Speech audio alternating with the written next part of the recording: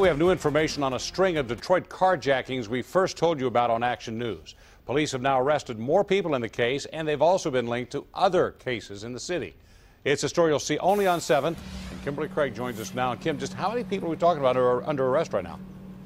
We're talking about 9 people now in custody, and we're talking about men and women under arrest. And in a moment, you'll see a woman being carjacked as she walked into a gas station, and then a man being forced out of his SUV and to the ground.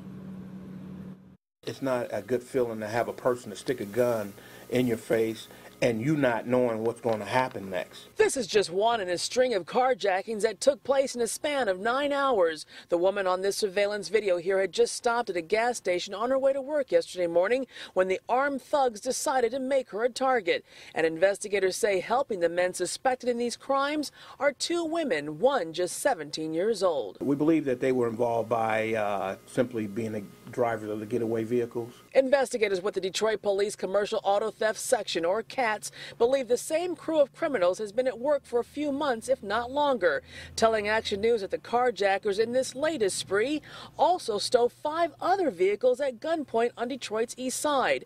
2 of those victims are senior citizens, and one was assaulted. The one female victim, she was abducted and pistol whipped. The Detroit Police Special Response Team assisted officers with CATS in arresting 4 of the suspects yesterday in this house on Glenwood near Hayes. And look at all of the children who were in the house with those suspected criminals.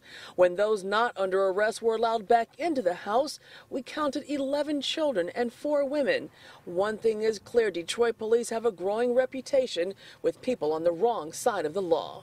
They cloned us the bad boys, the DPD bad boys. Yeah, they know us on the east side. DPD certainly doing good work in this case, and in these 9 carjackings, 1 person was injured, and Carolyn, thankfully we understand that person is recovering and expected to be okay. Back to you. So they did a great job with this one, Kim. Do they suspect that there are other carjacking rings out there? Because we just keep hearing more and more about these carjackings in the city and in other areas as well. Carolyn, I'll be honest with you. I mean, the carjackers are just out there, and they're everywhere, and they tend to work in these loose circles. I mean, I've been covering carjackings for as long as I've been working in Detroit, and I was actually carjacked myself years ago. So it's just something that's just not going to go away very easily. But I can tell you that the men and women with the commercial auto theft section, they are certainly out there, certainly trying to put a bullseye on these carjackers, and they're going after them day by day. Back to you. Well, that's a good deal. I know the community is thankful for that. Thank you so much, Kim, for the live report.